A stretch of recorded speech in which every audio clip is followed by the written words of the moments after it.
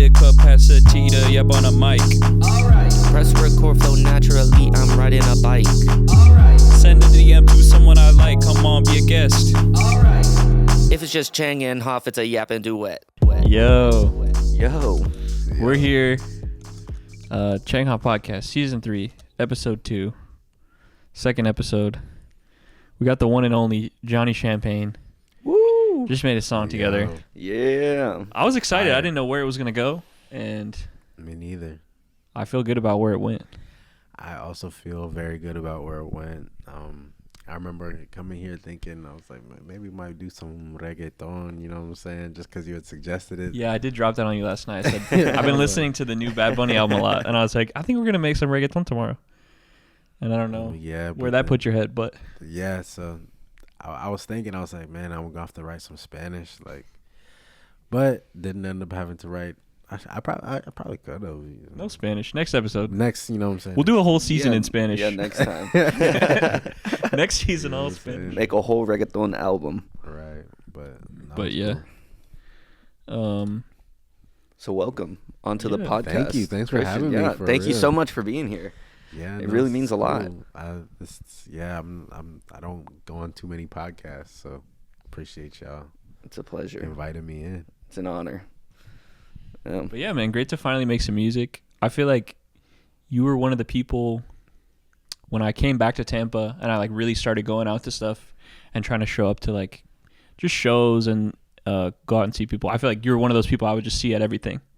Mm-hmm. I was like, oh, okay, who's this guy? I mean, we talked little by little, and then the album comes out, and then now you're performing everywhere. So it's you're really everywhere.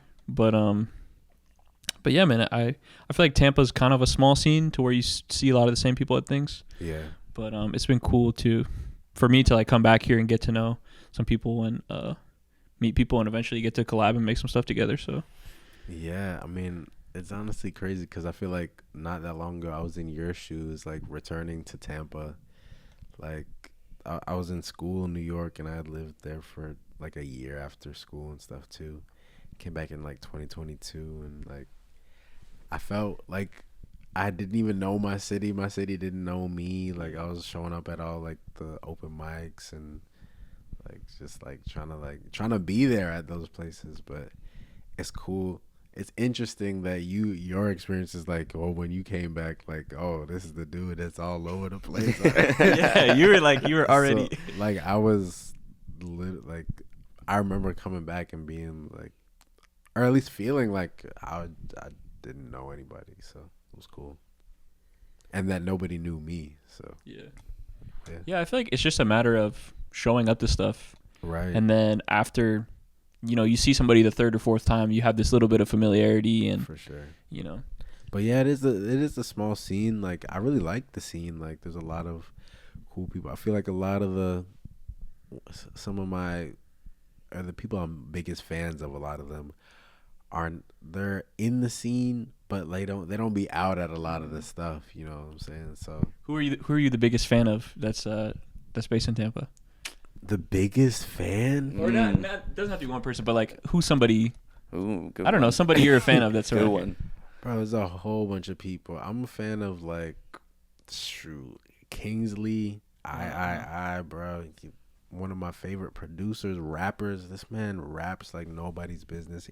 I feel like people don't even know the extent to how well this man can write and just produce, but his pen is just immaculate. And I'm excited for as he releases more stuff, people becoming privy to that. But him, I love Pilot Jones. I love the Black Ace, I love Who's My Cousin.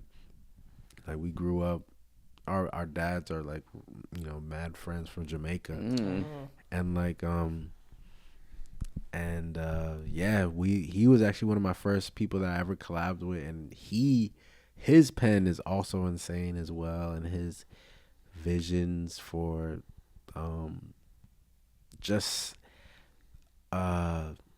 encapsulating the city in the music as well. I really love Jay Brown, his writing as well. I really like I like them barely legal dudes. You know what I'm Yeah, saying? yeah. They mad. I like what they be doing. I like their writing and their. I like that they like.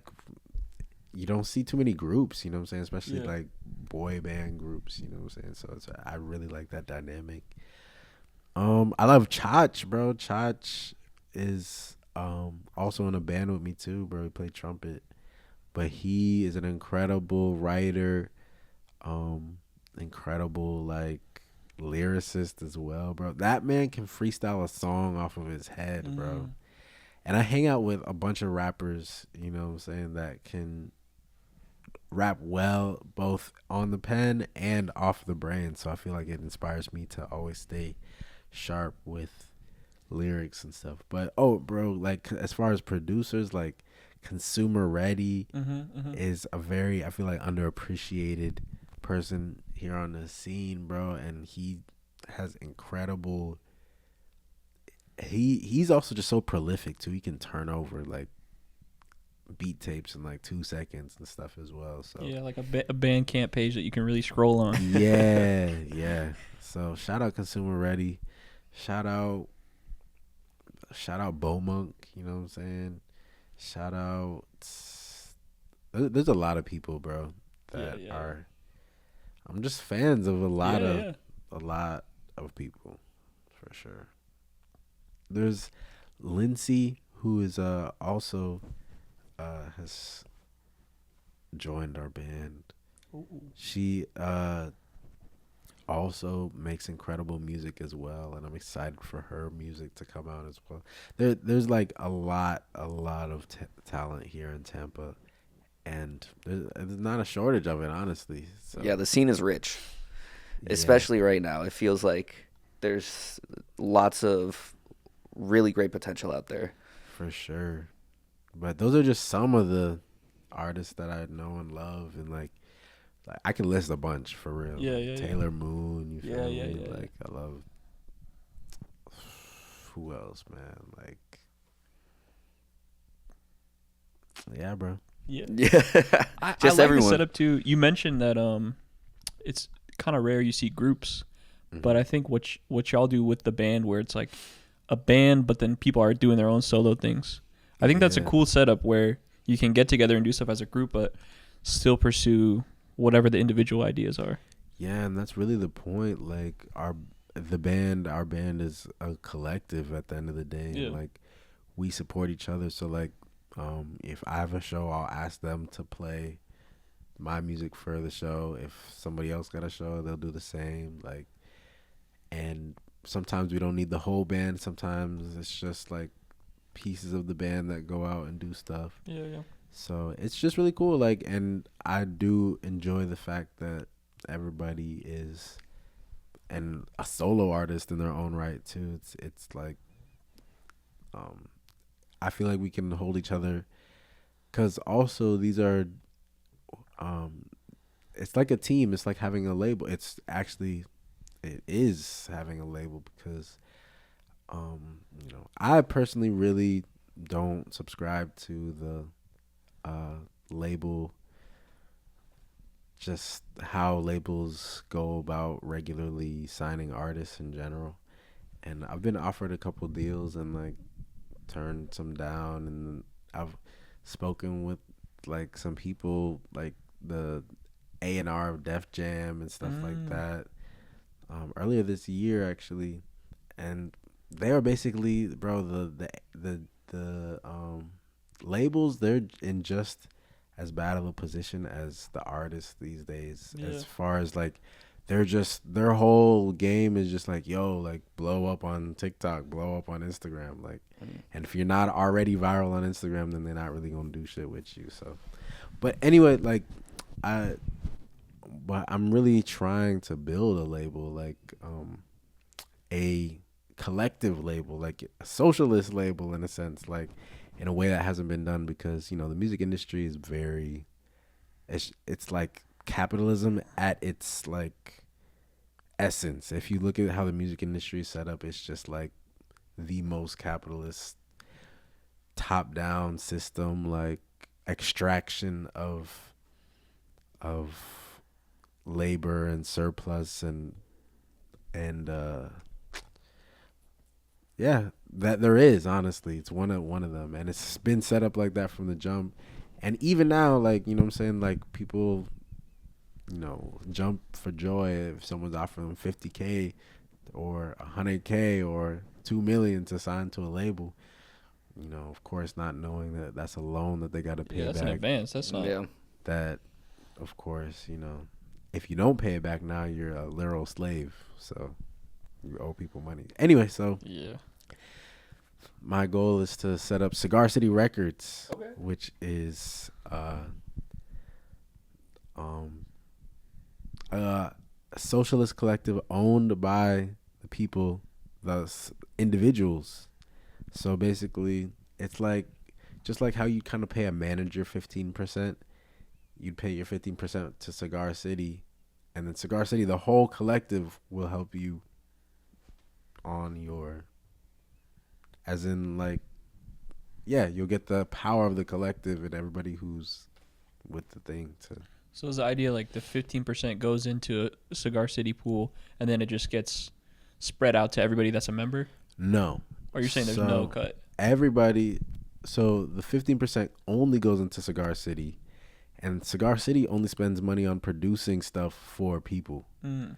So say I'm Johnny Champagne and I want to put out a video with Cigar City Records, right? Yeah, yeah. We have a videographer. I'm going to probably record, you know what I'm saying? Whatever. We have the various people that will donate essentially their time to doing it because they're they work for the label. Mm. But then you will receive the 85% of the cut and of whatever royalties, whatever. And then Cigar City Records, the company, will keep the 15%. And then that 15%,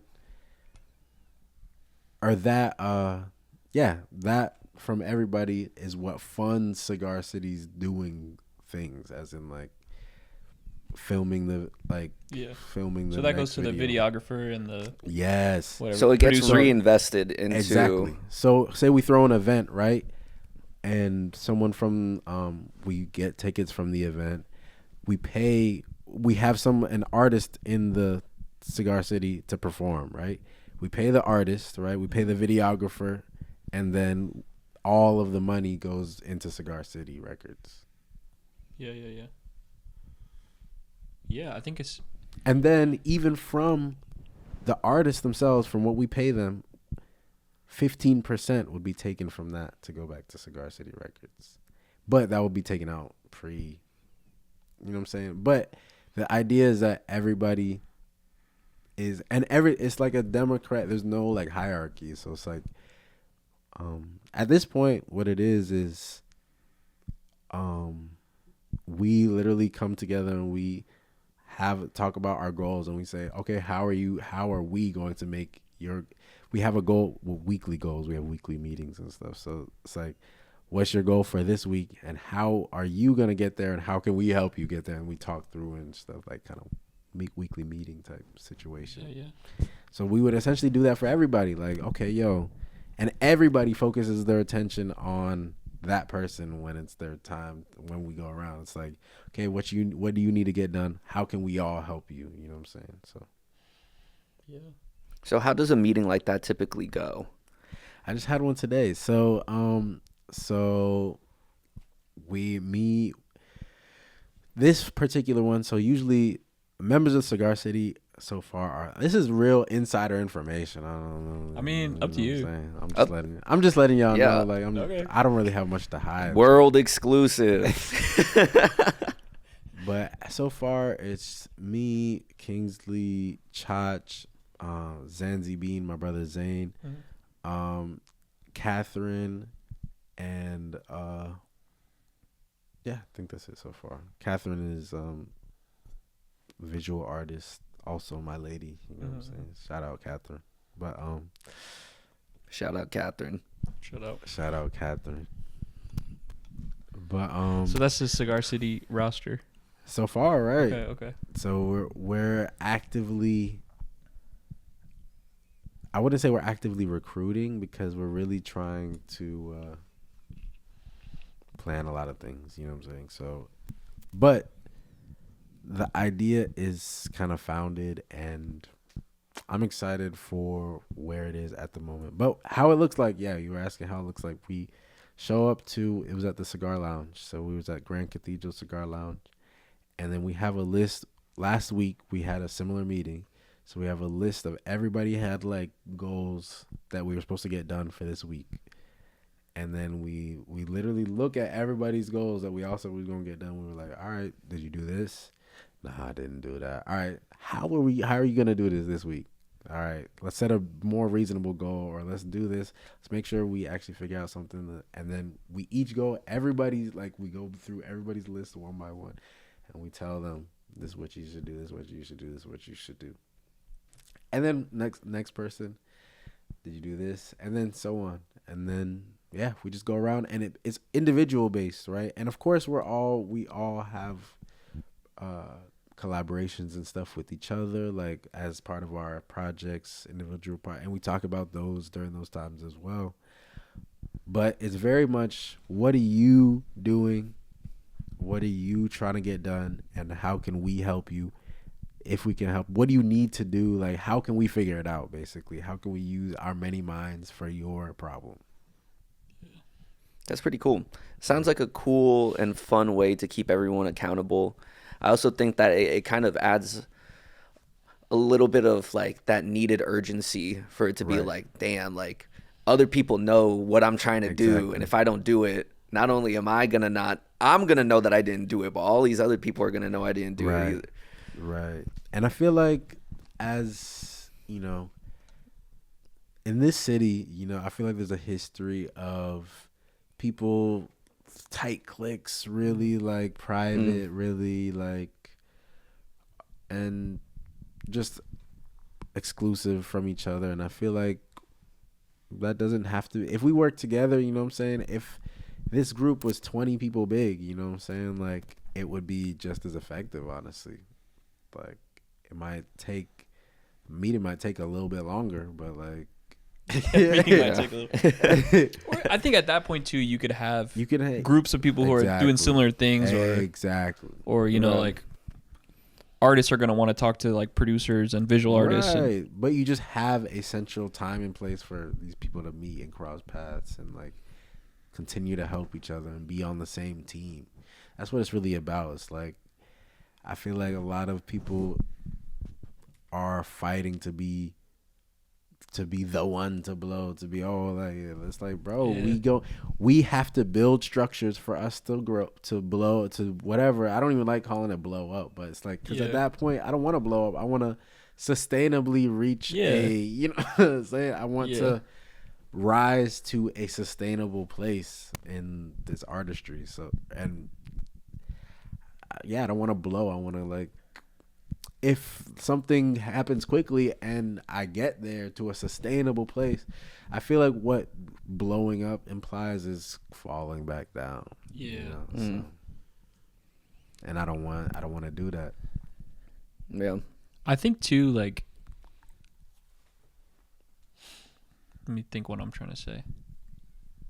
I think kind of like what you're saying, if you're relying on some kind of one-off unexpected thing to happen, right, I think that's unlikely, and also you might not be able to sustain that. I think if you're able to focus on building like the kind of community and the kind of relationships and the kind of collaboration that you need to be in that place and do well, like, because even if you have some kind of unexpected success, you still got to figure out all that stuff that you need to. Exactly. Yeah. Because that's on, or otherwise people are going to place those things onto you. Like, they're going to place those, they can say, oh, you didn't have a manager, you didn't have this. Oh, well, here's the industry standard one. You know what I'm saying? Or here, you didn't have a booking agent. Oh, here's like best in the industry booking agent, Jimmy Thompson, whatever. I don't you know what I'm saying? But like, you won't be able to actually have the knowledge of those spaces to move in the way that you want to. You know what I'm saying? Other people will move for their own reasons and energy. A lot of things, especially in the music business, don't need a middleman. Like, as an artist or whoever, you could talk to a venue and you can throw your show. You don't need a promoter. You don't need another company. You don't need, there's a lot of things you don't need, but a lot of people make money. And not that I'm saying that those middlemen aren't skilled or even make, you know, the lives easier of people. You know what I'm saying? Like being promoters or whatever. But like, if you know that you don't need something and you can do it your way that you want to do it, then do it that way. Like, be the structure that you want to be. Like, if nobody's throwing you, if no one's going to put me on a show, I'm going to be like, fuck it, bro. I'm going to make my own show and I'm going to get people to come, bro. Like, I'm not going to wait on somebody to see me and just like be like, oh, like, you want to be on the show? Like, nah. Like, yes, sure, I do want to be on that show, but you can't just sit and wait for that. Like, exactly.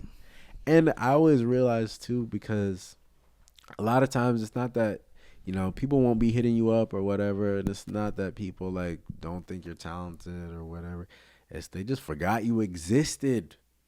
Yeah, people are busy. They got their own lives. People just forgot you existed, and I'm not the craziest, best, most consistent poster on Instagram. You know what I'm saying? So, but I'll notice like I'll go periods without, you know, I'll be super busy for a long time, and then it'll be a month, and I'm like, dang, no shows this whole month, or like something like that. And I'll be like, oh, well, like. And then I'll post one time, and then I have like 5 people be like, hey, yo, like, oh, yeah, can you do this for this? Can you do this for that? Can you do this for this? And I was like, oh, yeah, they literally just, like, it wasn't even that, like, people probably thinking, man, I got this show, I need someone to put this on. But then, like, and they just didn't even think about you. But, like, yeah. Who's somebody who can perform? I don't know. And then they see you post. Yeah. Right. So, notice that. But yeah, I think on the topic too of, I'm gonna jump back to something earlier, but just about kind of closed circles and cliques and people wanting to be the one to blow, or I don't know. I feel like if we're all able to grow together and kind of have like a tightly knit web where we're all connected to each other, like, then everybody's success is everybody's success. Right. And I firmly believe that, bro. Yeah. Or I just try to think about, like, me thinking about my role in the scene here. Like, I have a lot of family here. I have a lot of friends here. Like, I love this area, this city. I'm like, okay, well, like, what's something that'll last? Like, what's something? Like, the SoCal was a thing that I'm like, okay, like, I don't know where things are. How can... And I just got to commend you here on your show. You know what I'm saying? That SoCal is really cool. Like, and honestly, I feel like it really was something. It was a very accessible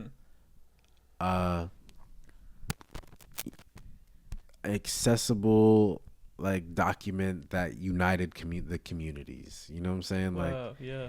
Because a lot of people don't know when shit is going on or what shit is going on, or they only know certain pockets of this. But it's like you see on the SoCal, like, different types of events, like, you know, and and just from different parts of the city, different genres of music and stuff. Like, I think that's a really cool Which it keeps evolving. I'm still trying to find the best way to do it, but to me that's a thing where, like, everybody benefits from just having information. Oh yeah. Like, just know, you know, because that's, somebody might find out about a show that they go and check out and meet somebody, and that's your friend, or that's somebody you want to make a song with that, like, wouldn't have been. I feel like that's really one of the number one things I hear about, especially fans. They'll be like, man, like, you've been here, you've been around this whole time. Like, I'm from here, but like, I ain't never seen you before, heard of you, like, or whatever. Or like, people just don't know what's going on, and they just don't know what's going on. And there's a disconnect from the greater, especially because a lot of the people that recently moved here and stuff, I'm talking more so people from New York and people from that, like, you know, got their COVID job and moved to, you know, that wave of people. I feel like there's a disconnect between those people looking for local artists and the actual local artists. Like it, and I feel like what you're doing is something that can maybe. That's something. That's a. You And know then what I'm this saying? podcast too, I see as like kind of a part of the same goal, where it's like just giving somebody a chance to. At first, it was just like kind of tell your story, talk about who you are, what you do, and then now getting to make a song, where it's like cool, different. Because like you're somebody who's been playing shows and making stuff, but I also think it's cool to give somebody a chance to like come on here. They never made a song before, but they can like make a song and talk about it, and then we'll have the listening party and like it'll get in front of however many people. I mean, not that many people, made but a like, song that's on a that's on a record and like not even that a lot of people hear it, but just you get to see somebody go through the whole process of like recording it and then it's out. Oh, I can type it in on Spotify. Yeah, like it's really that easy. You just get this. You just upload. I love that. I see more so what you're doing. Yeah, for for me, that's as big of a part of it is just showing people like it's possible. Yeah, you like, can do it. Yeah.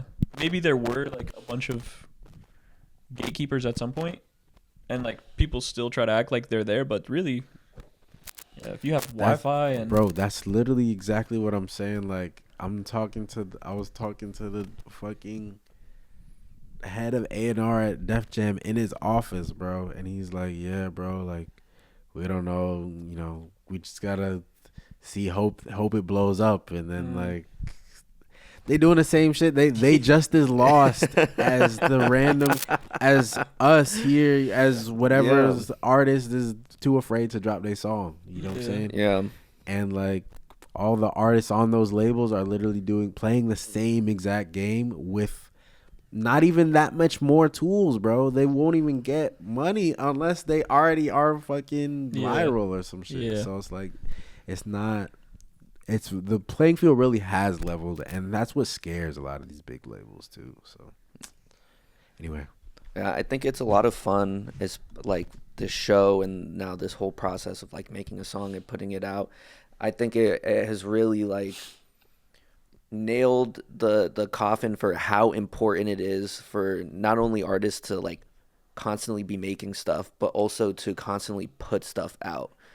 Because obviously you don't want to just put out everything just like that mid. You want to have some care and love, and have that artistry be portrayed and put out there in the way that you want it to be put out there. But at the end of the day, it needs to be out there.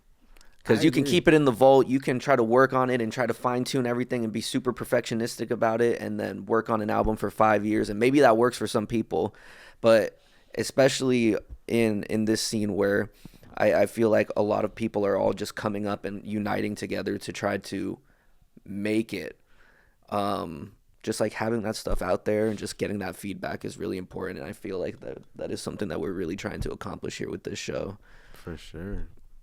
I think y'all doing it, man. Thank you. But yeah, and I appreciate you for coming on. Yeah. And being a part of the process. Okay, I want to know more about...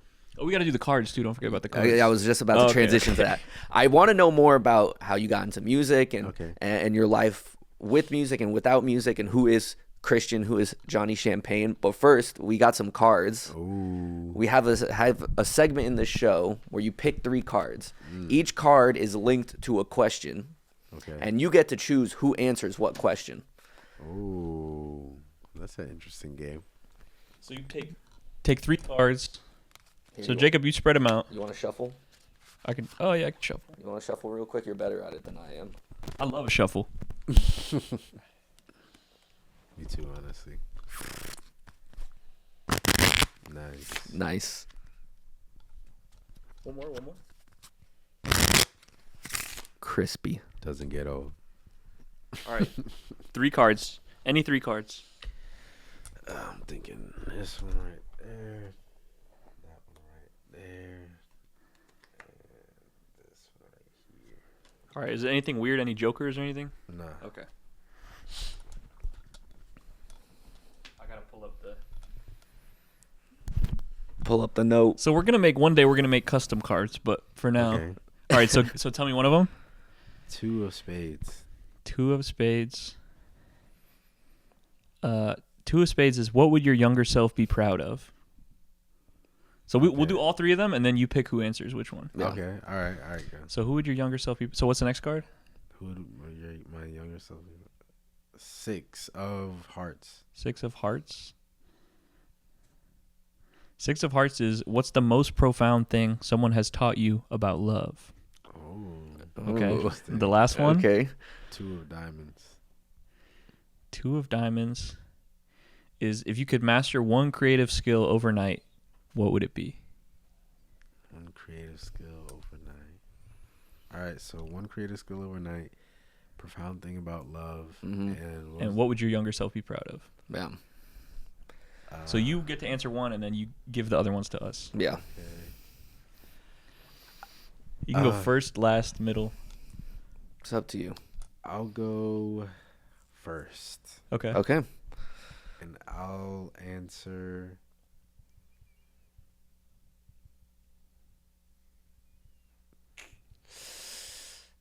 Does someone taught me about love? Yeah.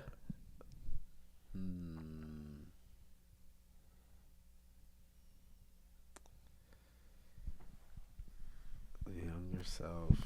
Man, these questions are too. It could just be like, what's something you learned about love, or like how has your What was understanding the middle one again? what would your younger self be proud of? The most profound lesson you've learned about love, and then the last one. If you could master a skill overnight. Skill. Yeah. Skill overnight. What's your instinct? All right. If I could master a skill overnight, it would probably be Spanish. Learning Oh, Spanish. good one. Good one. Probably. Good one. Or just being a polyglot, like just learning. If I could learn every single language overnight, That'd be nice. it. Yeah. You could talk to anybody. Talk to anybody. Dude, that would be sick. That would be amazing. That's really all I want to do. Talk to everybody in their language. Yeah. There's definitely something really special about speaking to someone in their mother tongue. Right. You could drop songs in so many languages Yeah. too. Right. That'd be so cool. I know a guy that kind of does that. I think his name is Nick Hansen. Shout out that guy. Shout out Nick Hansen. You could tour everywhere. Yeah, he knows like 6, 7, 8. 9. I don't know. Wow. He's putting stuff out and all type. But yeah. All right. Jacob, what would your younger self be proud of? What would my younger self be proud of? Okay, I'm trying to think of how far back I want to go. What younger version of me am I like?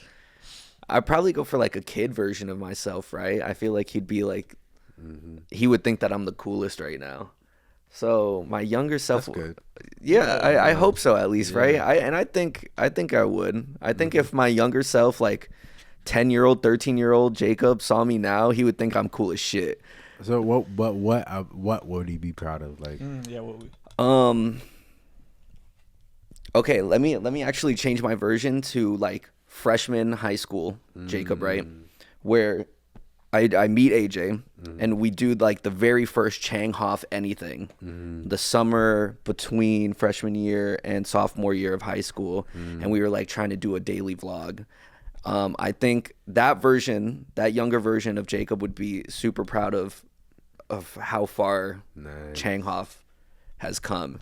And probably be super surprised that we're even doing it because it's about to hit 10 years. that's crazy. Yeah. That is crazy. So I think Congrats to y'all, bro. Thank you. Yeah. It means a lot. So I think that would probably be what my younger self is most proud of. That's cool. I like that.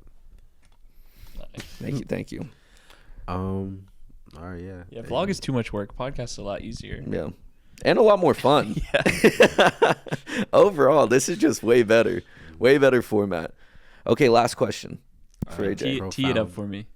Yeah, AJ, what's the most profound thing someone has taught you about love?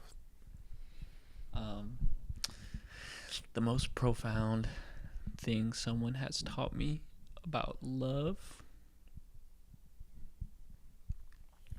is the most profound.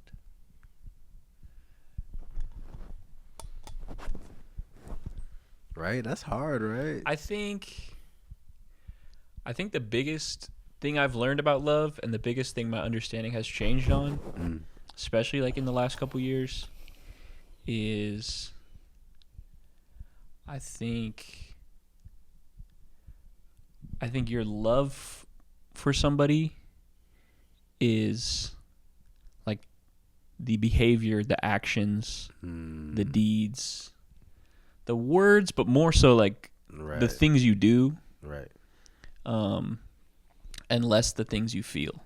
I think sometimes if somebody feels a very strong, whatever it may be, like comfort or attraction or infatuation to somebody, they feel like that feeling alone is like has a lot of significance, and it does mean a lot. Like it's your body telling you things, but I think that feeling is so much less important than the things you're actually doing for that person. Yeah. Love is a verb. Yeah, love is a verb. Is another. Yeah. I like that a lot too. Yeah. So that's something I learned. Like, that's good. You can tell somebody how much you love them, but really the best way to tell them how much you love them is to show them. To do to show it in. Yeah. And however that person wants or likes to be loved. Yeah, that's another thing. Not in your way. Yeah, exactly. Sometimes you'll be lucky, and this person that you're showing love to has like the same kind of like love sense as you, but sometimes that is just not the case, and you gotta. That's like learning a whole nother language. Right. Like if that's what I had, if that's the skill that I had to learn overnight, being able to understand how to best love someone else for their love language, that'd be a great one. That would save me a lot of fucking headache. That's a real good one. I think too, I've in recent years become a lot more vulnerable by default with people. I feel like a lot of times people keep a certain distance in like a friendship or an acquaintanceship, and usually all it takes is one person to be a little bit forward, be a little bit honest, a little bit vulnerable, and like immediately now, like because that happens to me where somebody trusts me with somebody or something, or they tell me something, and then obviously I'm gonna open up to them and I feel comfortable with them, and then you can I think you can get a lot closer and like form a genuine connection with somebody through that. So I'm definitely like way more just honest and vulnerable to people I don't know that well, not in like a dumping way, but just like I don't have as much of a wall. By just default. a way to like break the ice. Yeah. How to get vulnerable with someone is to be vulnerable first, and then we can like share. Yeah. I mean, and not that you should expect anybody to return that. But yeah. I don't know. Especially with But that batting average is pretty good. Yeah. I think everyone just wants to like connect on some level. Like if you're in a busy subway and like see everybody on their phone, like you might assume, oh my God, none of these people want to talk to me. But if you actually go and be like, oh yo, and you actually start to talk to somebody, they'll probably want to talk to you for real. Like 9 times out of 10. Yeah. I actually did a study about that. Oh, really? Yeah. Okay. Shout out Hidden Brain Podcast. It's an NPR podcast. Fuck with it. Hidden Brain Podcast. So is the study that people are more willing to talk than first of all, way more willing than people think that they will be, and almost virtually nobody got like shut down. Like everybody like had conversations and they all had profound stories. Like, dang. And half of them were expecting to be like not to have any conversation made. You know. Right. Yeah. Yeah, it's so scary to talk to somebody you don't know, but it often goes well. It often goes so well. I find myself, I don't know, I guess I look approachable in the street or something, because I often find myself in the receiving position of that. Like, people in places normally people mind their business, they're like, man, like, this is just going crazy, and I don't know about it. Like, yeah, it's just, I don't know. I think I had an all right day, you know what I'm saying? I'll be like, yeah, you know, I've been there, you know, and I'll be right. It's like, I won't miss a beat. And I really do. Honestly, I live for those moments. I remember, honestly, just yesterday,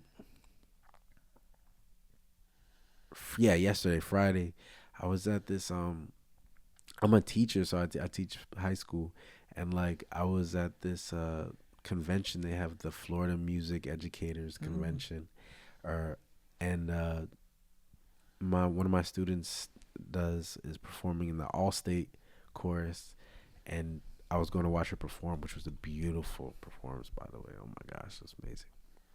But yeah, I teach chorus, so she's one of my chorus students, and I was on my way into the building, and then there was this cop. You know, I don't love cops, you know, but but there was this cop, and you know, he's directing traffic, and then like I happened to be by myself. It's a huge convention, a lot of people walking, but I happened to be kind of stopped in the middle of the street, and he was kind of holding me there. And he was just like, you know, how's your night going? And while he was, you know, I was like, oh, it's pretty good. How about yours? He's like, yeah, like, you know, I got about 2 more hours. Like, and then I'm out of here. I'm like, oh yeah, you got plans? He's like, nah. I was like, sleep? He's like, yep. Then I gotta come back and be all here again for the next day. And I was like, yeah, I feel that, man. I feel that. Like, well, you have a good night, sir. And I was like, yeah, you too. And then, you know, we went on our way, but it just struck me. I thought about it afterwards. I was like, that might have been because, you know, it's groups and groups of people coming and going across. I feel like that might have been one of the, and I was by myself, right, going to see, you know, the performance. And it struck me that that might have been one of the only times he had a single person to talk to that whole night or that whole shift. And he had to express, you know, he really honestly wanted to express how tired he was at that moment. Yeah. You know what I'm saying? And that's why he struck up that conversation. And it made me happy that he felt comfortable enough to express that to me in that moment. Like, you know, and I just love like those moments with strangers. It's really just cool. Those simple little interactions. Yeah, just can mean. I live for them. Yeah, they can mean so much. Yeah. I think it's a little thing, but to be heard is a big thing. Oh yeah, yeah. You know? And that's what I'm saying. It is a huge thing, and I know that, and that's why I love that I was able to do that for him and that, and like. I don't know. Sometimes it's annoying because I will be just like whatever, like people really trying to chop my ear off. But I'm never annoyed, honestly. Like a lot of people don't have patience for that kind of thing. They're like, okay, yeah, you know what I'm saying? Like, but if I'm the person that like, especially like for example, homeless people. Like, you know, if someone asks me for money, I'll be like, if I don't got money, I'll be like, nah, I'm sorry, I don't got no money. You know, like. And I'll acknowledge them as humans, you know. Yeah. But like, you know, a lot of people just walk past, like, and then, or like, yeah, I don't know. There's people just trying to connect, and a lot of times, you know, homeless people, I'll be like, yeah, I'm sorry, I really don't got nothing. Man. All right, you have a good night, boss. You know what I'm saying? Like, it's not like they're not bitter at you for not having no money. They just like, honestly, they probably felt good just being heard and that somebody acknowledged them for real. So yeah, it's true. And especially when you think of like how much courage it probably takes for you to go up to a random stranger and ask for money in the first place. Right. So, yeah. You know, the least you could do is just acknowledge that they exist. Yeah. Sometimes that's all you need. It's just some acknowledgement that you exist. Right. Gets a lot of people it'll get you right out of a funk too. A lot of people, I'll speak for myself, you know, I'm going insane being by myself for a long, not that I do enjoy my own company. I spend a lot of time, I crave time for myself, honestly, but I feel like in my most depressive times, like it's like I echo chamber myself, and it's like, when you can have someone telling you what it looks like from the outside and that it's not, you know, burning down, your life is not burning down. Yeah. Like it helps to have that perspective. Absolutely. It's always so crazy to me how if I'm having a day, just like not a good day, how much better it'll get just by going and just like seeing anyone. Right. Anyone. And like doing anything. It could be a street. You could be going to Walgreens and getting something 243. Okay, thanks. Have a good day. You too. I might have a good day. Yeah. That's a good idea. Have Literally. a good day. I didn't think about that. I didn't think about that exactly. Because when you're just in your head, I could have a good day today. That's when right. you're in your head, you're not gonna go to Walgreens to you know what I'm saying? Man, well, fuck it, I don't even need that shit anyway. Yeah. Okay. So I wanted to get into more of your artistic journey. Yeah, for sure. Your artistic path. So what got you into doing music? I've been playing piano for a long time since I was like young. My parents had me in lessons and stuff. I used to make up songs on the piano a lot, and I remember my first song I ever made up, but like I never recorded it though. Oh, did it have words? Nah, it's just like You remember the melody? Yeah, do do do do do do. Hey. Hey. And then like so I play that with the left hand, and then on the right hand I go do do do do do do do do do.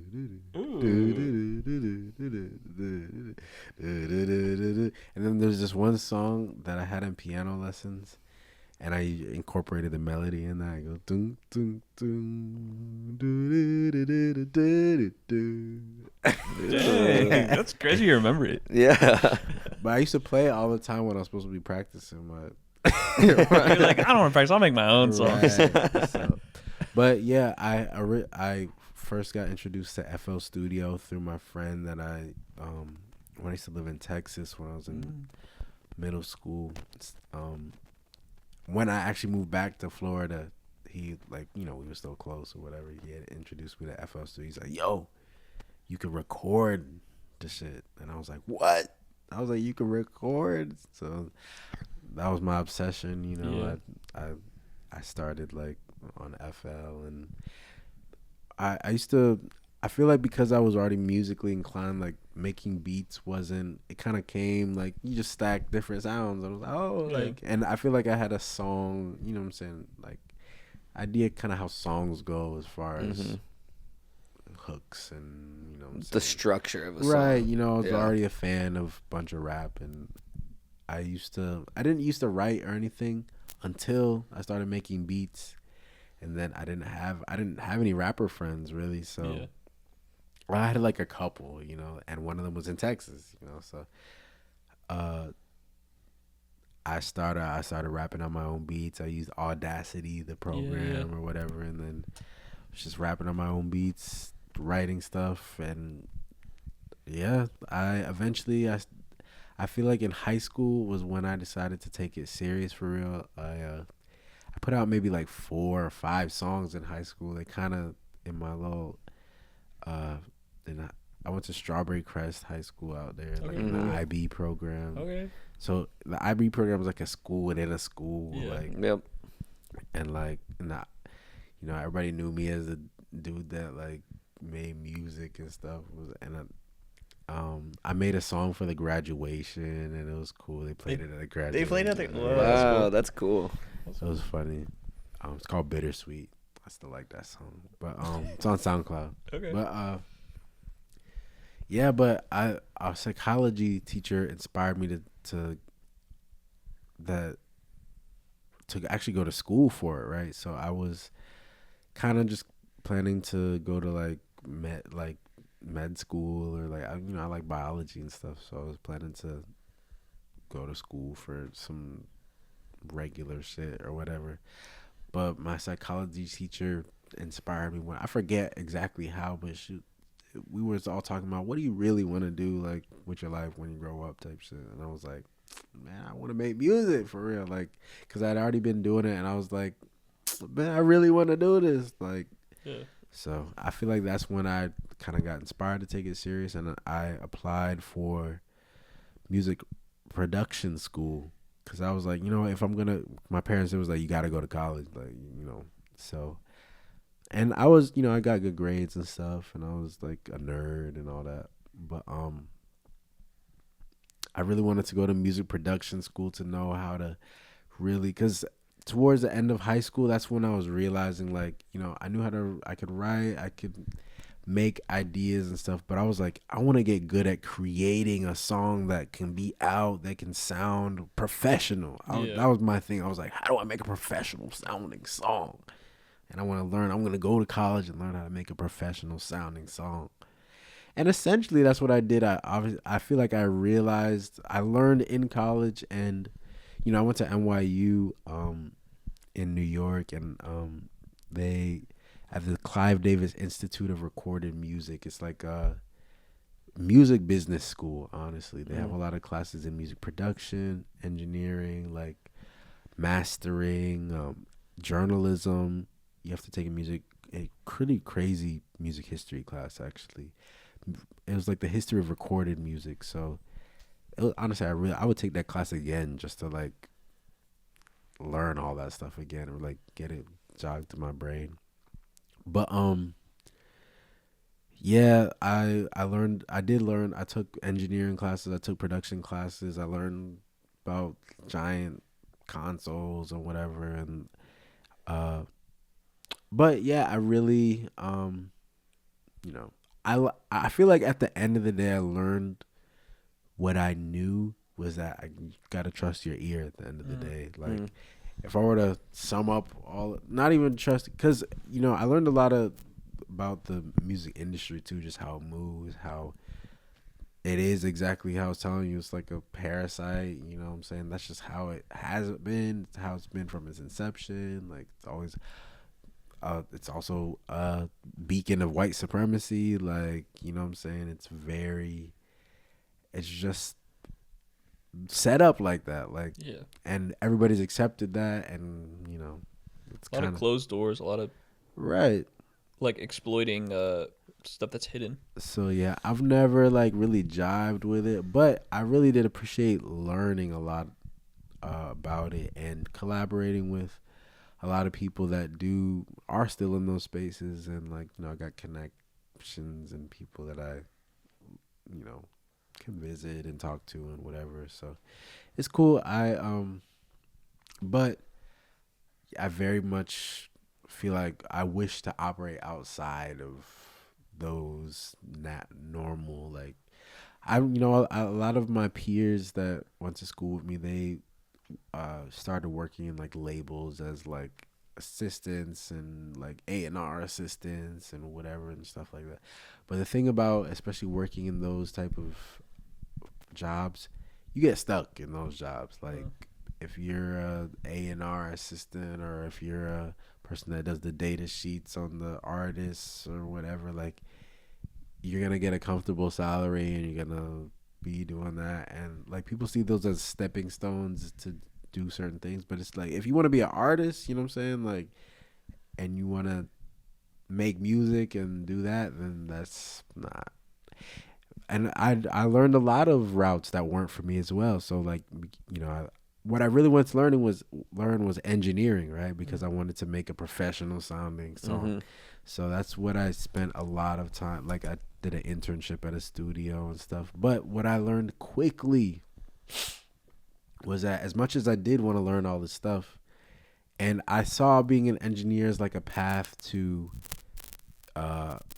like I could work as an engineer, make money, and then do my thing on the side, like my artistry on the side.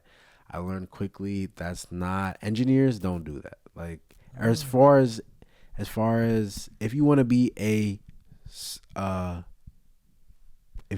like a industry kind of engineer, your job is to do every other people's stuff. Like, and it's, as a matter of fact, so I had this opportunity to intern at Electric Lady Studios. Yeah.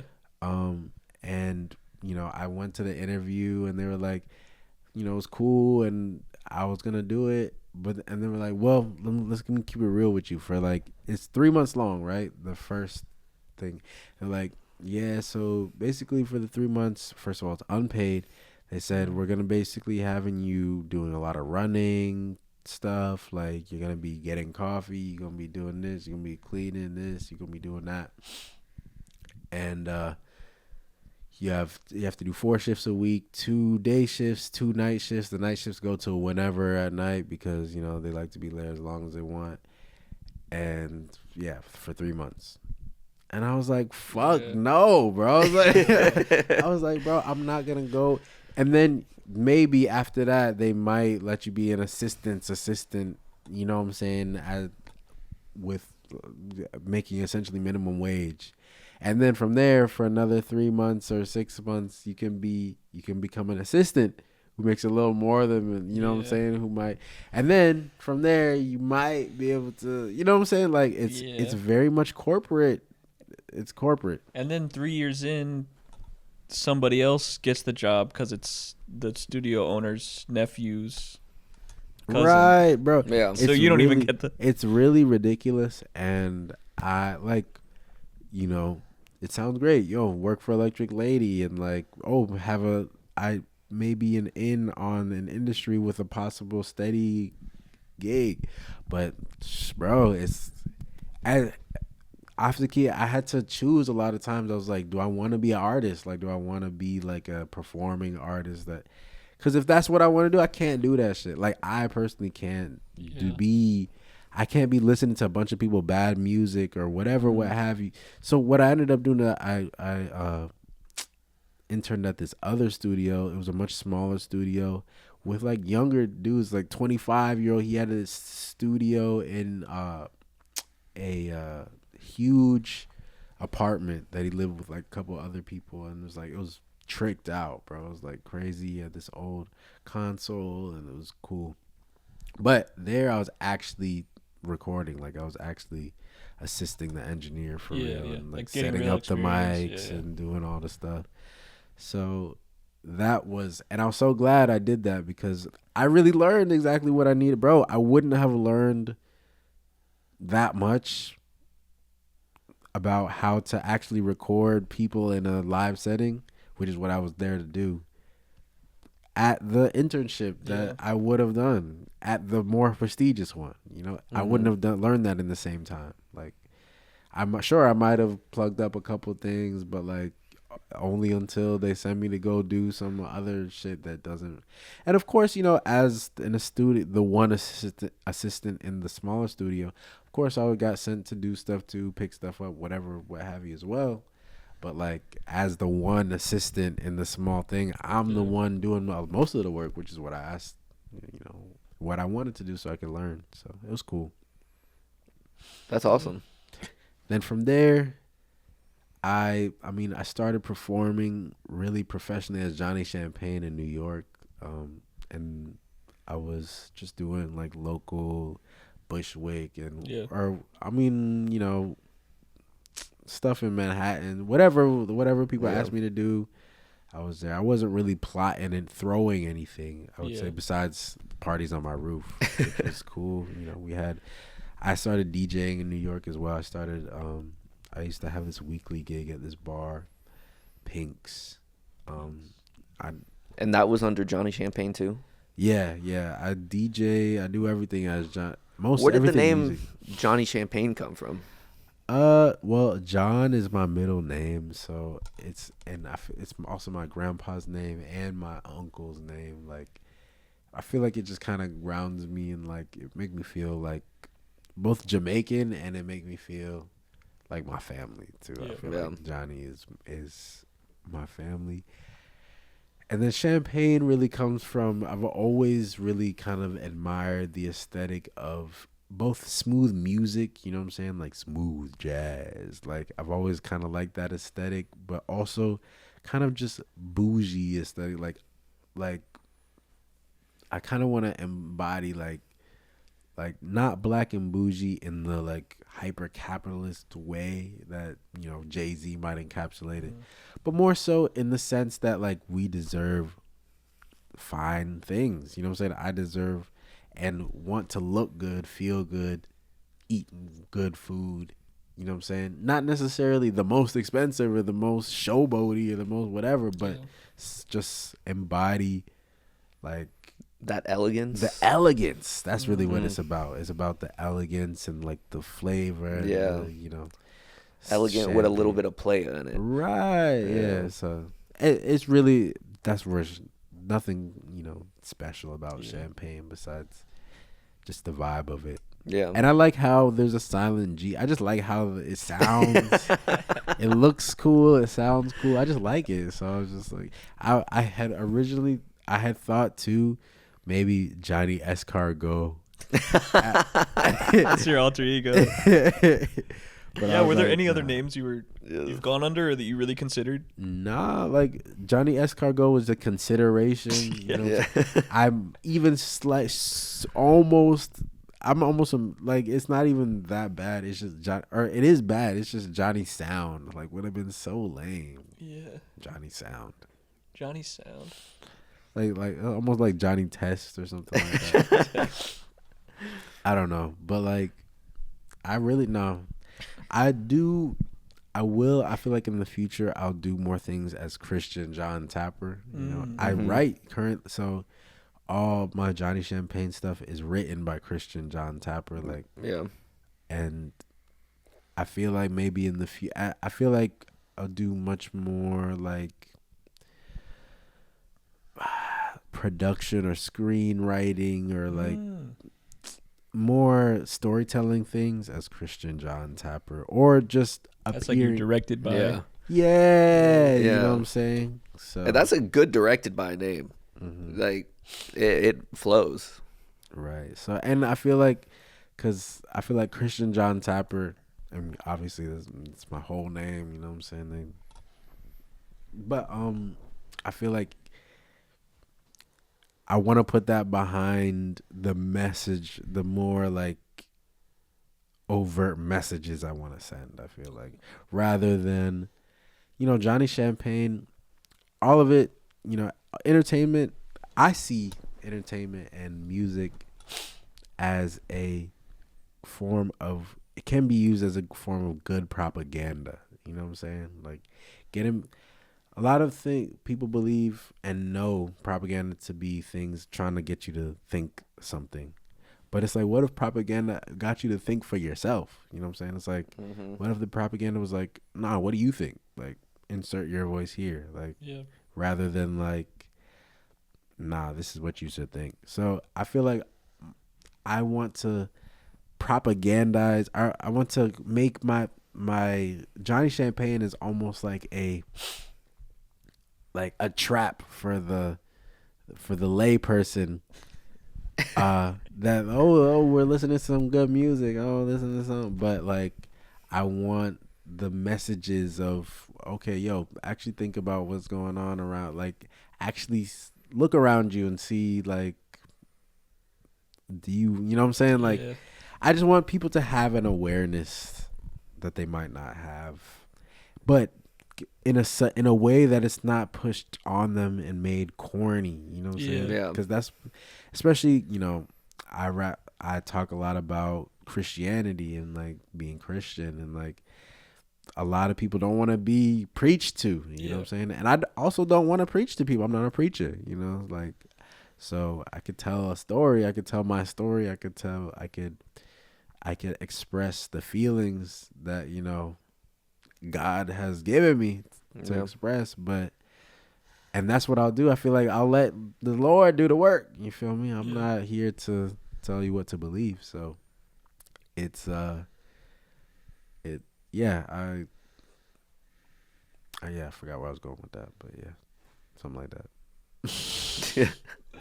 And speaking of Christian, so how was the experience, or if there was an experience, of putting together Christian, the album? Yeah, so it was over a little while, but I feel like there was a moment. It was mostly while I was still in New York. In the 1 year after school, I was walking dogs, like, as my day job basically, and I was doing I was engineering for people, producing for people, like side money, stuff like that. But I was that was kind of like my daily type thing. I'd go walk dogs, I'd come home, I'd work on my own music, and then I maybe work on somebody else's music or do something. And yeah, I just found myself writing, just reflecting on like I was also super broke, you know what I'm saying? I was going into a lot of debt, like uh both paying for rent, you know what I'm saying, and just like trying to live, honestly.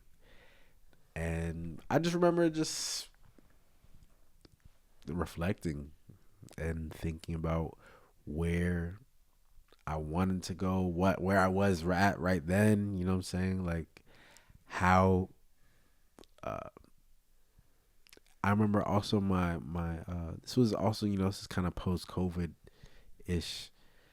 I remember my auntie, she used to have this church that she used to call us. Um, it was like a group call, and we would be on church, you know, like just like, um, you know, we pray together, we sing songs together on the phone. You know, there's a little delay and stuff. It was kind of hard, but but yeah, bro, it was. I learned. I would play. I guess technically that's the first church I played music in for real. Currently, I lead worship at a church, Christ Fellowship Riverview, in Riverview. But That's awesome. but I guess that was the first church I played music in for real. So So was it you were playing into your phone in a conference call? yes. Wow. That's kind of a cool idea, though. Yeah. Like, And we would also they'd be singing, you know what I'm saying, about 2 seconds later, like 2 seconds later, you hear that note come in. But Yeah. no, it was cool, and I'm really grateful for my Aunt Bridget for that, honestly. Yeah. So I feel like yeah, I did a lot of reflecting, and I just wanted to see. I was also reflecting. I was just like, yo, like here I am. Like sure, I could, you know, be lonely. I could be whatever. I had also recently fell out with some friends too around that time. Like I was like, sure, I could wallow and all that, but it's like shit, I got so much going for me too. Like Yeah. So I was really trying to. I was giving myself mantras to live by. I think one of the first ones was "I'm blessed," which I was just like, you know, I'm blessed. Yeah, I'm here. But I didn't make that song or a lot of songs off the project like with the intent to put them in an album. But I just noticed common themes. Yeah. And eventually, maybe about like once I made more than half of them or so, I was like, man, I really got an album. If I put and of course they're scattered in different places. They weren't like, you know, I make ideas and I just save them, and then I leave them for these moments that I'm like, okay, like, yeah, I made a whole bunch of songs that are similar. Like, this could be an album. And then I was thinking, man, what could this album be called? I was like, Christian. I was like, oh, I need a song called Christian too. Like, and then there was a sample that I had, and the line, "My name is Christian. I was born on a Sunday," came to me when I was like, literally looking it up. I was like, oh shit! Like, I didn't realize I was born on a Sunday until like finding it online the other day. And I was like, my name is Christian. I was born on a Sunday. But then I had that line, but then I found the beat later, and then I sang it, and then the rest of it like just came out. And then from there, so I guess to say I gathered up maybe half the songs, decided it was an album, and then finished the album with the idea still it being an album. And how do you feel on the back end of this album now that it's been released for a few months? Like just the support and how have you felt on the back end about it? I honestly feel great about it. Like, this is probably the best I've ever felt about releasing a body of work. And it's interesting, you know, I've released a lot of music, and in the past I felt like you listen back and you're like, oh man, I wish I would have changed this. I wish I would have done this. And I feel that less and less as I go. And yeah, I'm glad that I took my time, the time that I needed with it. Yeah. And I'm also excited to keep promoting it and keep manifesting it in new ways with visuals, and like I feel like I'm not done with it, and I feel like that's the kind of the main thing that I'm focusing on right now, is just bringing it to life in the world, as far as like when people discover it. You know what I'm saying? Like, you know, I could sit here and be like, oh, nobody's heard my song, or I could post it every day because, you know, it's new to somebody every day, probably. Yeah. You know what I'm saying? And or I just want to do it in creative ways that like build the world I want to see. Or I don't want to be regular, I guess, you know. I want to the Champagne cinematic universe. Yeah. Yeah, so yeah, and the support has been overwhelming. Like, a lot of people showed up to my release show. Like, a lot of people. It's a good show. Yeah, you know what I'm saying? Yeah, and you put a show on. Like, it was. Yeah, and I'm excited to keep doing that. Like, I want more like moments like that. Like, and I love moments, musical moments, whether they're digital, whether it's a music video, whether it's like a live event, whether, you know, I prefer live events, but I like creating moments out of it, and moments out of things, and because, you know, shit, I worked hard on it. Like, I want it to be appreciated to that. Like, you know, I do appreciate the people that do appreciate it and have appreciated it already. Like I said, the support has been overwhelming. Like, a lot of people have told me good things and that it's affected them in good way. I have people, you know, coming to me like analyzing my lyrics to my face and like asking me what I meant by certain things. And I'm like, damn, I don't even know what I meant by that. But like, and you're making me think about, like, you making me question my inner soul, my inner soul in this moment. Like, you know what I'm saying? Did I really mean it like that? I might have, you know what I'm saying? Like, so it's really cool because I really truly think music and just art doesn't exist unless there's an audience to interpret it and make it theirs. Like, it just doesn't, it's not art in that case. It's just like it's something, you know, maybe the art is art if you're appreciating it yourself. You know, you made it, you appreciate it. It might be art in that, but like, it doesn't exist as art to all these people if they can't appreciate it. So it's really cool just hearing other people's interpretation of my music and letting it reinform my interpretation too, because I'm sure too, like, those songs will, because I know you perform a lot. Yeah. And like, probably those songs change over time, or like, you'll want to reinterpret things. Or that was a big thing with this project in particular. This was the longest I spent performing the songs before re-recording, because I had recorded most of the project too, but I performed them and I was performing them way better. Like, you know what I'm saying? It sounded better. So you're like, hold on, that's gotta be. So, and I was like, because people had told me before too, I was like, they're like, oh, like, you know, you rap in this low register.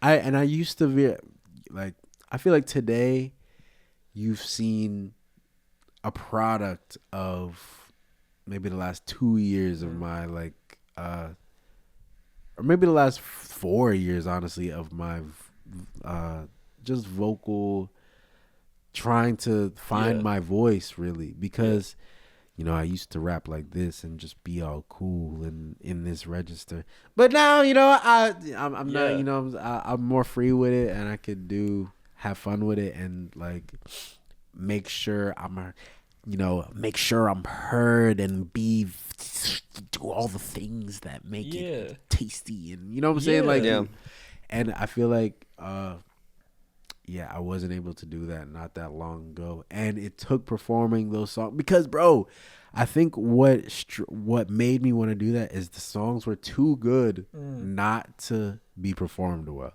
Yeah. Like I had written something like "I'm Blessed." I wrote it, and I was surprised at myself. I was like, man, this is so good. Like flow crazy, like Yeah. but it just wasn't hitting. And though, you know, I was like making something. I used to rap making something out of nothing is the motivation. I know the basics and I can't control the dangers, so I chose to face them. Versus like making something out of nothing is the motivation. I know the basics and I can't. You know what I'm saying? Like it was just way like night and day.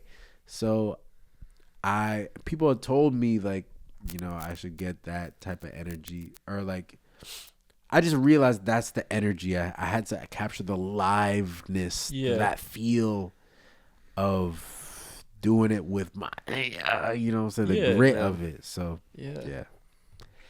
So I recorded quite a few of the songs I re-recorded. Like I had recorded them. Swing Low was another one I did. Like Ragamuffin for try me, it ain't no thing though. That's one of my favorites. That might be my favorite on the project. I think that's probably one of my favorites too. But I raised it was in a whole different key, bro. It was in a whole different key, like a lower key, and I sang it like, you know, kind of where it's comfortable for me, where I'm talking essentially. But then I did a video, just singing off the top of my head one time, like a cappella, and it sounded good, and I was like, wait, that's that range of my voice just sounds way better for this song. So pitched the whole thing up essentially and like did it that way. So I think I'm gonna continue letting the live performances inform the recording of the song, because like honestly, you don't know a song until you perform it for real. Like people, or at least for me, you know what I'm saying, I can write 16 hard bars that I know is going to be the bars, but if I don't, the first time I spit it is not going to be it. Like, it's just not. I have to do it multiple times, or I have to, ideally I memorize it. I don't, everything on Christian was, I'm not looking at shit. Like, and I feel like personally to put something on wax, 9 times out of 10, especially album, whatever, I have to know it in my mind so that I can paint the picture when I'm telling you the story. You know what I'm saying? Like, I have to be thinking about every single line and seeing the movie in my head, so that I can show it to you through my words and through how I like do it. And I feel like that's the thing I developed in the last, but between my first album and this album is really leaning into those like vocal performances. Yeah. That paint the picture in the best sense. And I also think that like having the words memorized, I think it's also kind of like a good gauge of how, let's say, catchy a song could be. Because I feel like the easier it is for when it gets memorized in here, it's like, okay, I know something about like something being able to be memorized kind of easily, just like kind of gives you that perception that, oh, this is good. Right. Like it's satisfying in a way. So I agree. I agree. That's a really good point. I like it's got it, and because a lot of people, they don't write, but they might punch in, right? I'm not a puncher. I don't like to punch. Like because I also really like, I feel like maybe as far as rap, I idolize people like Biggie, people like, you know, people that just can rap, bro. I like rappers, you know, like you can just rap and you just keep talking and just sound like a song. Yeah. And I feel like the little inflections when you take a deep breath here and you do this here and you don't like cut out all the stuff. I like a lot of how that sounds usually, you know what I'm saying? Like just the mechanics of making it through a whole verse. That little, you know, that wonder and out of breath at the end of the line. Yeah. You know what I'm saying? Like that, all that character gets lost if you try to punch in a lot of times. And like it disconnects the live performance. If it's a vocal performance that's impossible to do live, then it disconnects you from. Oh, Like I'm saying, if you're like really heavily punching in on something Right, to where you right. couldn't Oh, do yeah. it live, then bro, that's why half these rappers, bro, they can't do a show, engaging show. And I'm not talking about anybody I know specifically, but I'm talking about like these industry people, bro. Like, bro, like you might catch the hottest viral rapper, you know what I'm saying? Yeah. But they show is weak, bro, because they like the vocals is playing behind them and they saying like a couple words. Like, I don't know. Maybe I'm old school. I don't even think it's really that, bro. There's plenty of people that enjoy rap, or you know what I'm saying. Or as far as this, what I enjoy about rap is not only the skill that people have in, because I love freestyle rap too. I like seeing people's minds work through their words, but also just the skill of being able to hold down a microphone with your voice, bro. There's this artist Yellowman, right? A Jamaican, probably one of the biggest names in dance hall in like the 80s, right? Yellowman. And bro, he has this whole project is him live. But very much the toasting tradition of like Jamaican dance hall. Basically, bro, they just one on one. They basically they freestyling here. They going on there. 1 + 2 it equal to 3.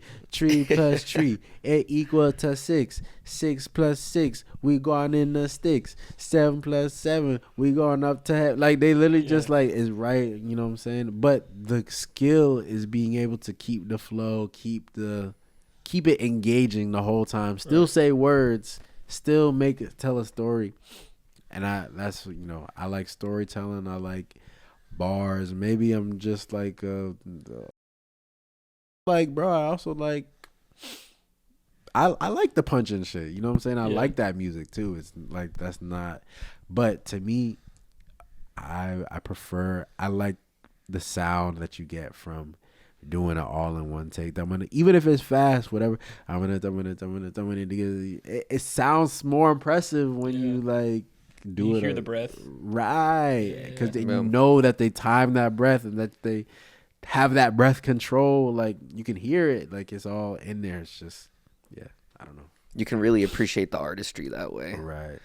And it just really like separates like being an artist and like making music and putting music out and being a performer. Mm-hmm.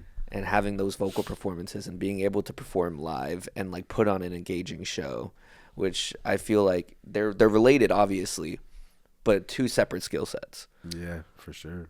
It's all different too. Like some artists aren't really focused on putting an album together.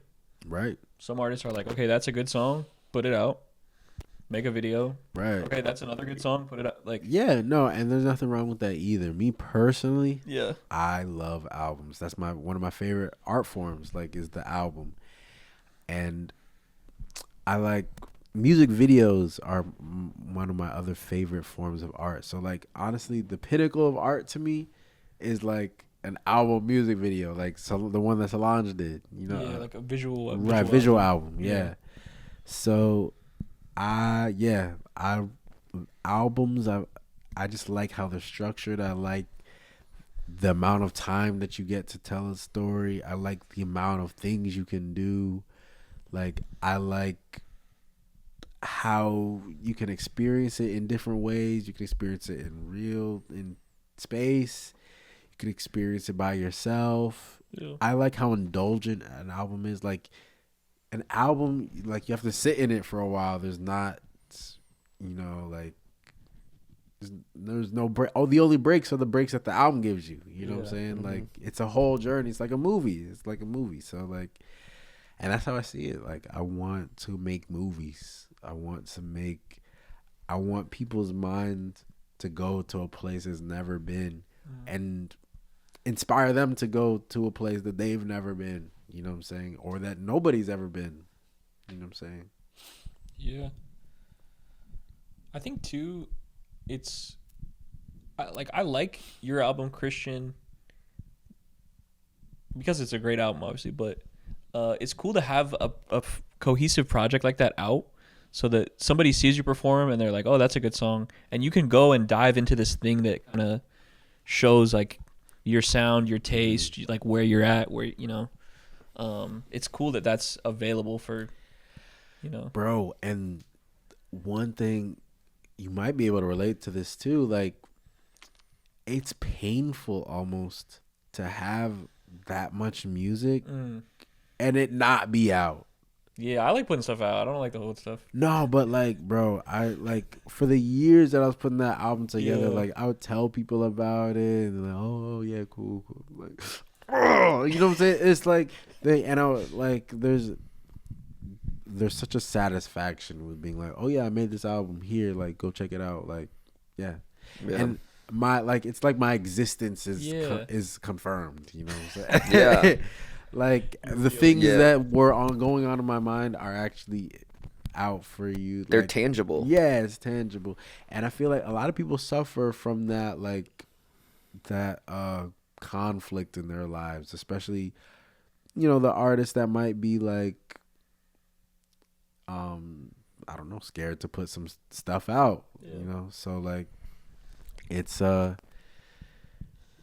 feel like for me the feeling of angst and like other disassociation from myself that I feel from not putting music out is just so painful that I have to, you know what I'm saying? Like I have to figure out how I'm gonna do it. Like if it's something that like increases over time, you know what I'm saying? Like fresh off of a release, I'm feeling like right now, I feel like myself, you feel me? Because my music, most of what I want to say in the world is out at this moment. Of course, I have a lot of music I've albums worth of music that I'm still sitting on, and that I also is very pivotal to my identity that I want to get out. Is a album Yankee of the South that I've been working on way longer than Christian, and longer than honestly my beat tape too. Like, but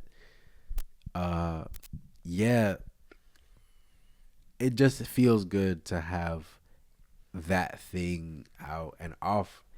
Yeah, and tangible. Like I think that's really what it is. It's off your chest, and you know that other people can also witness it, right? In the way that you hope that they witness it. Exactly. I don't have to like try to explain like, yo, no, it's like this. It's like gospel, and then there's like rap, and like I don't have to. Yeah, they can just listen to it. Right. Yeah. I feel like that's the painful thing is,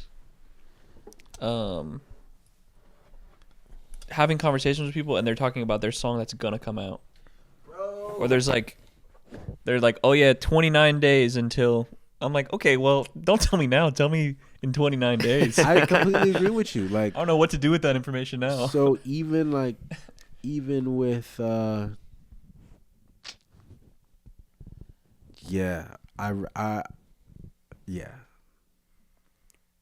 was gonna say like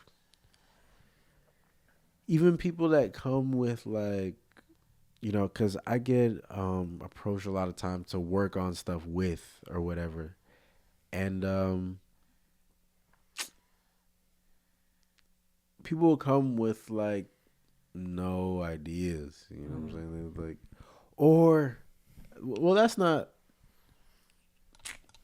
What am I saying? What am I trying to say? It's really nice when people have like, oh, yo, I want to do this, and you be like, you can help them along with it. You know what I'm saying? Rather than, I forget what I was. Is it like when somebody's like, hey, can you help me out with this, and then you show up and they actually want you to do it? Right. Something like that. I forget what I was going with it. I really do. I don't know. Yeah, I think the live element too is huge in like developing songs and shapes people's relationships with them.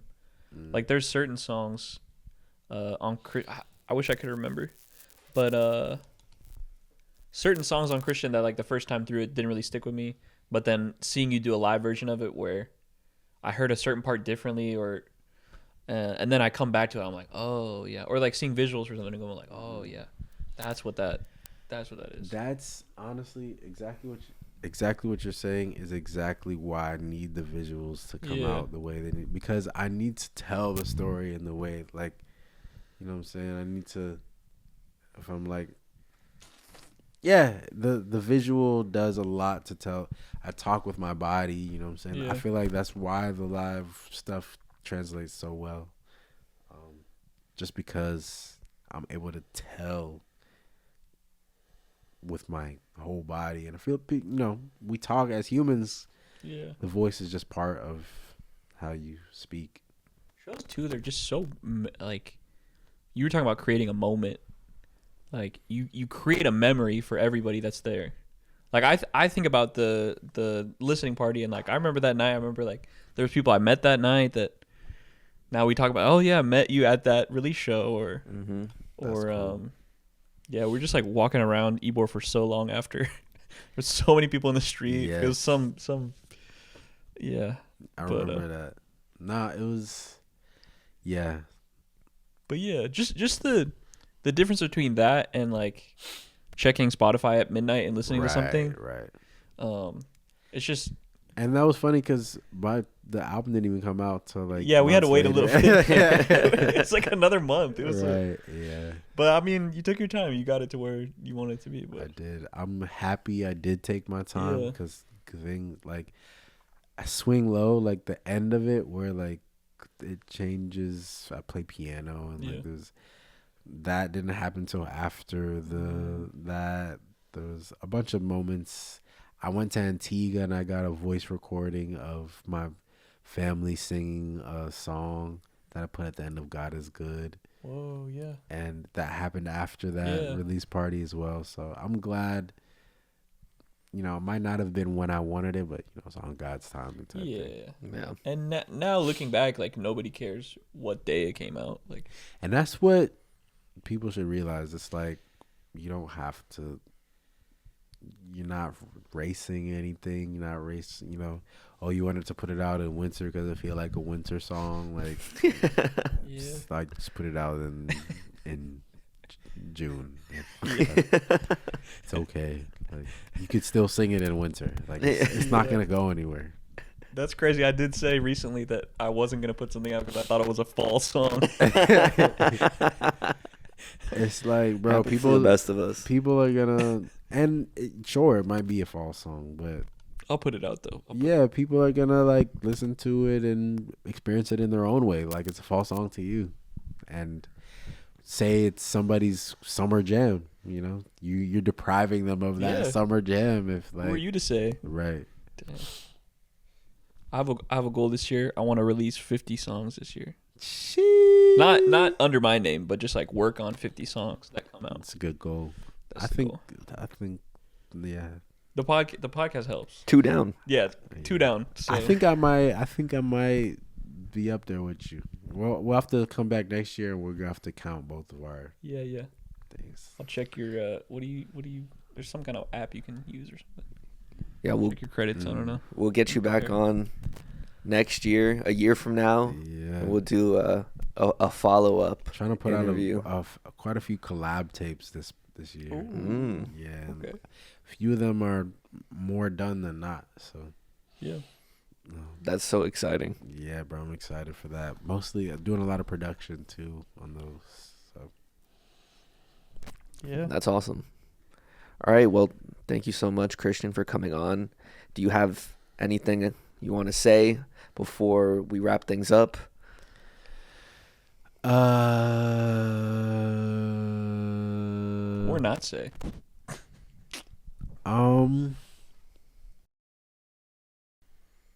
Free yourself. That was great. All right. Thank you. I appreciate you so much for coming on. It was a pleasure. It was an honor. We made an awesome song. Get ready for that on the mixtape when it comes out. Where can people find you? Shout out your socials. Spell it out. They can find me at the Johnny Champagne. That's TheJohnny Champagne, as in CHAMPA silent GNE. And you can find me on Spotify and YouTube at Johnny Champagne. You can watch my music video. Said You Going is the most recent one. You could watch I also have a podcast and radio show called Champagne Radio that it airs on Saturdays 3 to 6 when I do it. It's you can stream that live, but you can also watch that's on Twitch? old episodes. Yes, on Okay. Twitch. Yes, you can also watch all the old episodes on YouTube. It's me and my musical guests or artist guests, DJing, freestyle rapping, and just having interviews. So, and it's those three. It's 3 sections of those 3 things, or it's sections of those 3 sections, and we're doing them for an hour each. So if you want to see an hour of people being buffoons on It's an hour freestyling? yes, essentially. I saw a clip of Kingsley's freestyle. Bro, Kingsley's crazy. Kingsley was, I'm telling you, I bro. didn't know he was Y'all like gotta that. go watch the freestyles. We could probably make songs out of them freestyles. Yeah. I've already been trying to chop some of them up, but yeah. If you want to see some buffoonery on the mic, or you want to see some seriousness on the mic, also holla over at Champagne Radio. Also check out the band too. Yeah. The band is a jazz band, native to here, that I helped found as well.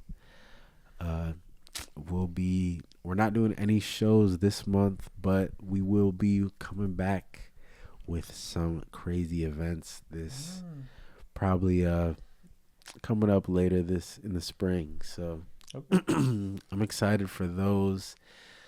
Definitely kind of in line continuing.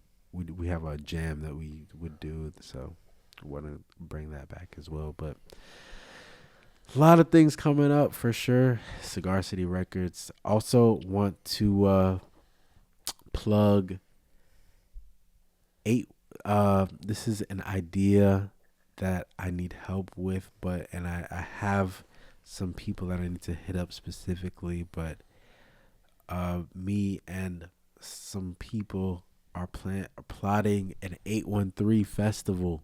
Ooh. And Yeah. I'm gonna need I got some few people in my corner, and I'm asking definitely some major players in this scene. Yeah. I'm just putting that out there. If you're interested in helping put this on, please talk to me as well. Is it August 13th? Is that? Yay. So I don't know if we can get it all together to do by this August. I think we have enough time to do something. You could do something. Yeah. For sure. Yeah, Definitely and do then something. just keep building on it. For sure. Yeah. So that's really the goal, man, is to bro, at the end of the day, it's about like shining the light on the talent that's here, that's around us in our community, and trying to do it in the best way possible that makes us all rise and gives us like the actual structures to get ourselves to the places we want to go, rather than relying on the powers that be to pick us out. You know what I'm saying? So yeah, doing it from the ground up, grassroots. Yep. Tampa, baby. This for Tampa and St. Pete. Yeah. All right, we got a fan question actually. What's up? This comes from @Jizmanag Okay. on Instagram. She wanted to know, how is Uncle Cito? That's so funny. Almost, if we would have recorded earlier, I was gonna ask you to call him. That would have been crazy. Probably might have would have answered. Yeah, but he is. I don't know. He be having trouble sleeping sometimes. Okay. But no, Uncle Cito good, man. Like I seen him not too long ago. I think I seen him for Thanksgiving, and yeah, he's He's doing all right. He's honestly a big supporter and fan of my music as well. And yeah, definitely got to show him the lyric. He really enjoyed it as well. And he still really, like, he be putting me on to his coworkers and his people and all of that. I mess with my Uncle Cito a long way. That's awesome. That's my uncle for real. That's awesome. Shout out Uncle Cito. Shout out Uncle If you're Cito. watching this. Yes, sir. Big Shout out Uncle Cito. All right.